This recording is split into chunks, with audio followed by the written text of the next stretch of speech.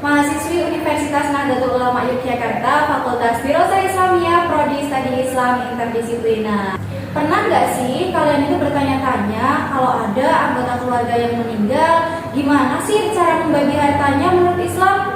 Nah, di video kali ini kita akan bahas tuntas mulai dari pengertian, syarat, rukun, sebab-sebab seseorang bisa menerima waris, sampai hak-hak yang wajib ditunaikan sebelum harta warisan dibagikan.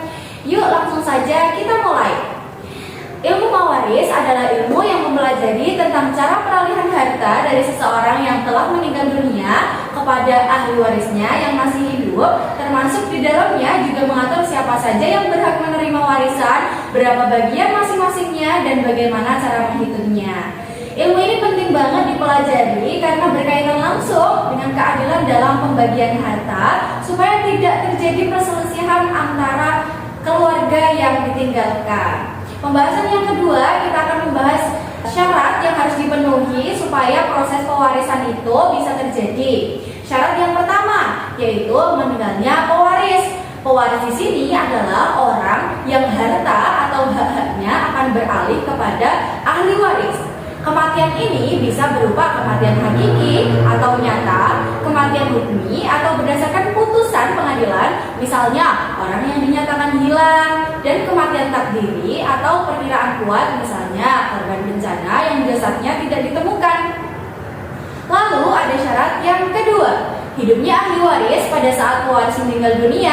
Artinya ahli waris harus benar-benar masih hidup meskipun hanya sesaat ketika pewaris meninggal. Ini termasuk juga janin yang masih dalam kandungan, asalkan nanti lahir dalam keadaan hidup. Syarat yang ketiga, tidak ada penghalang yang menghentikan hak waris, seperti perbedaan agama, membunuh pewaris, atau status perbudakan yang di zaman sekarang sudah tidak berlaku lagi.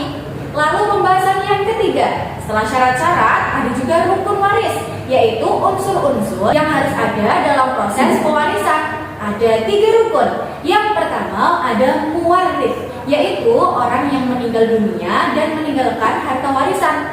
Lalu yang kedua ada waris atau ahli waris, yaitu orang yang memiliki hubungan dengan pewaris sehingga berhak menerima warisan, baik karena hubungan darah, pernikahan, maupun sebab lain yang diakui oleh syariat. Lalu rukun yang ketiga yaitu mawrus, yaitu harta peninggalan itu sendiri atau biasa disebut tirkah yang akan dibagikan kepada ahli waris setelah dikurangi hak-hak tertentu. Lalu apa aja sih yang menyebabkan seseorang berhak menerima warisan? Setidaknya ada 3 sebab utama. Yang pertama itu adalah hubungan nasab atau kekerabatan, seperti orang tua, anak, saudara kandung, dan seterusnya. Lalu yang kedua, adanya hubungan pernikahan yang sah, sehingga suami atau istri yang ditinggalkan tetap berhak atas warisan. Lalu sebab yang ketiga adalah hubungan wala, yaitu hubungan antara orang yang memerdekakan budak dengan budak yang dimerdekakannya. Meskipun konteks perbudakan sudah tidak ada lagi di zaman sekarang, konsep ini tetap dipelajari sebagai apa? Sebagai bagian dari sejarah hukum Islam. Selain itu, ada juga baitul mal atau kas negara yang bisa menerima harta warisan apabila pewaris tidak memiliki ahli waris sama sekali. Nah, ini nih bagian yang sering terlewat. Sebelum harta warisan dibagikan kepada ahli waris, ada beberapa hak yang wajib ditunaikan terlebih dahulu, dan urutannya itu harus diperhatikan. Yang pertama, biaya pengurusan jenazah, mulai dari memandikan, mengkafani, hingga menguburkan, itu diambil dari harta peninggalan secukupnya dan secara wajar. Lalu yang kedua, pelunasan hutang-hutang pewaris, baik hutang kepada Allah seperti zakat, kafarat yang belum ditunaikan, maupun hutang kepada sesama manusia.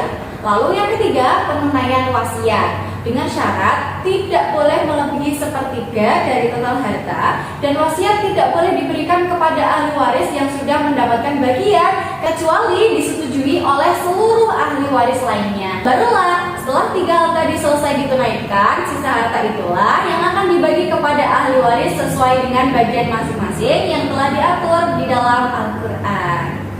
Jadi, itulah tinjauan umum ilmu mawaris mulai dari pengertian, syarat, rukun, sebab-sebab menerima waris sampai hak-hak yang wajib ditunaikan sebelum harta warisan dibagikan. Memahami dasar ini penting banget teman-teman supaya pembagian waris itu dilakukan dengan adil dan sesuai syariat. Nah, semoga video ini bermanfaat ya. Kalau ada pertanyaan silahkan bisa tinggalkan di kolom komentar ya teman-teman. Terima kasih sudah menonton. Sampai jumpa di video selanjutnya. Wassalamualaikum warahmatullahi wabarakatuh.